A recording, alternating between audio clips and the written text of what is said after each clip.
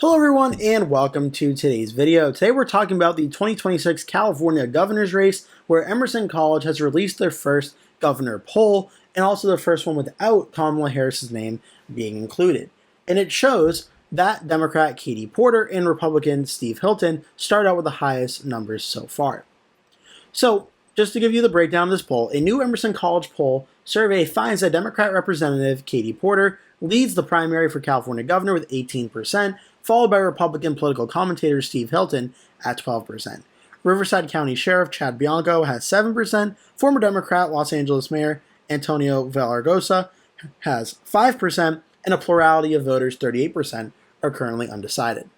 Now it also shows how the numbers compare to back in April, where now Porter was 18, back in April she only had 12. Steve Hilton, this is the first time his name's been included in the Emerson College California poll, he now starts out at 12. Chad Bianco, who had 4, is now up to 7. Antonio Villaraigosa, who had 5 last time, still has 5 now. Rick Caruso, the former candidate for Los Angeles City Mayor, this is his first time included in the Emerson poll. He has 4% in this poll. Xavier Barcera, the former Biden administration official, now has 3% as he did back in April. Eleni Kounalakis, who, that's some interesting news actually out of this race, because I do believe Kounalakis, if I'm not mistaken, did recently drop out of this race. Yes, she did. She is now running for state treasurer. So she exits this race, and it should be worth noting here that, let me just close it out real quick to get back to it. Here we go. That Kounalakis had 3% support, so those supporters will now probably go elsewhere. Stephen Kluback, a Democrat, has 2%. Betty Yee has 2 after having 3. Tony Atkins still has 2. Tony Thurmond has 1. Someone else 5, and 38% undecided. And Emerson goes on to say that with Kamala Harris officially out of the race, Katie Porter has emerged as the Democratic frontrunner, increasing her support from 12 to 18% since the April Emerson poll, said Spencer Kimball, the executive director of Emerson Polling. Steve Hilton, who was not in the race in April, has jumped to 12%, while the share of undecided voters has dropped from 54 to 38% over the summer. Porter leads among voters 50 and over at 22%, those with post-grad degrees 35%, and white voters 23%.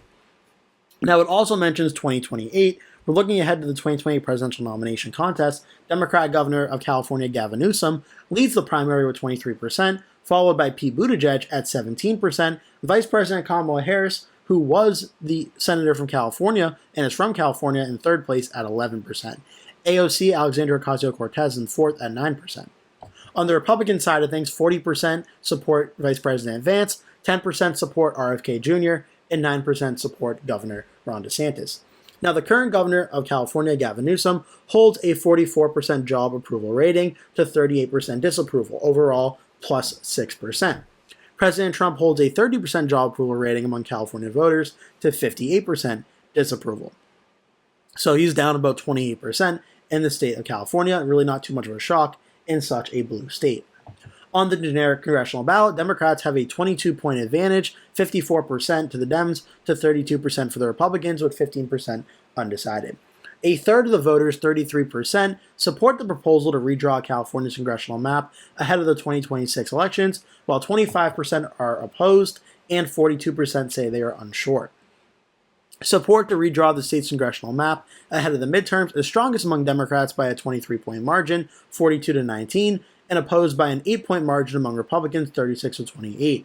A majority of independent voters are unsure, while 25% oppose and 23% support. Now, obviously, California being such a blue state, you see Democrats being more in favor of redrawing the state map here because they know it'd be more likely to net the Democrats some extra congressional seats, unlike in Florida and Texas, which are Republican states, which will net the Republicans' House seats. So if Democrats are following the news, they likely see redistricting California as a way of trying to take away the gains from Republicans that could be happening in Texas or Florida.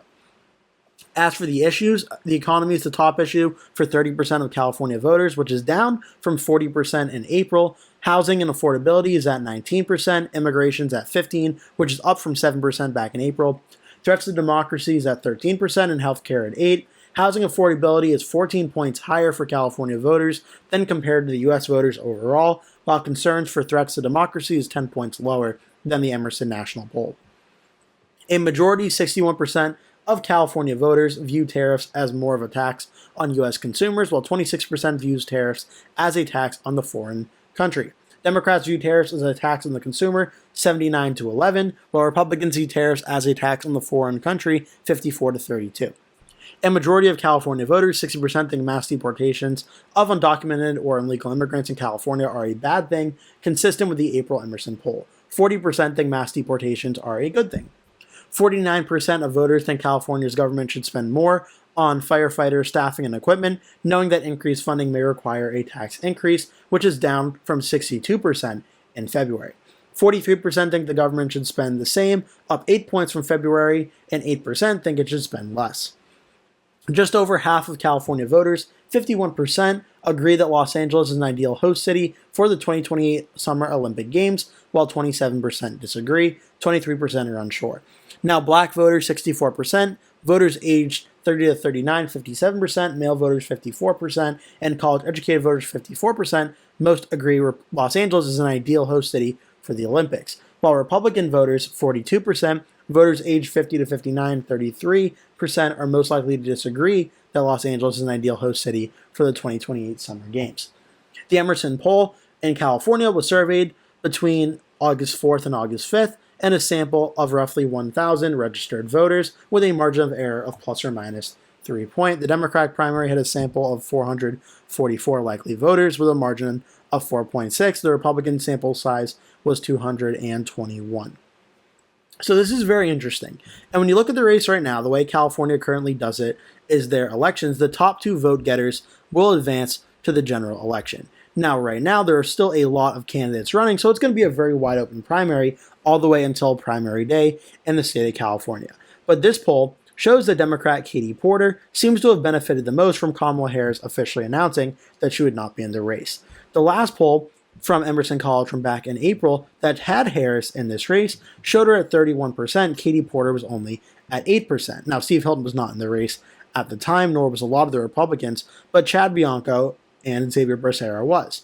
Now, in this poll, Xavier Becerra only goes up to 3, Chad Bianco, the Republican, goes up to 7, but Steve Hilton starts out at 12%, Rick Caruso is at 4.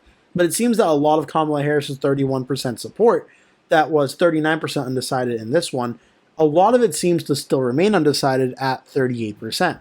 Now, Katie Porter jumping from 8 to 18% is certainly a very big jump and shows at this current point in time, Porter starts out as the Democratic favorite to advance to the general election. But with over 38% undecided and still several candidates in this race is certainly very wide open, and which Democrat goes to the general election still remains to be seen.